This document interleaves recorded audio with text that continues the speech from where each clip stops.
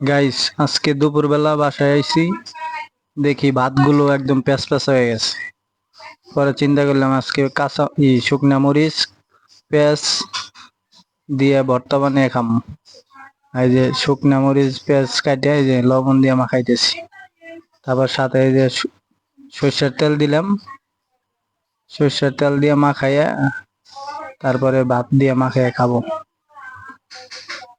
এই যে ভাত মাখাইতেছি, দেখা যায় কিরম টেস্টি হয়। অবশ্যই মনে হয় ভালো হবো।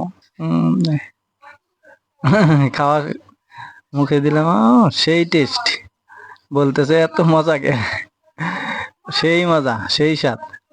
শুকনা মরিচ কাঁচা মরিচ গামা ভাত দিয়ে মাখিয়ে খাওয়া অনেক মজা।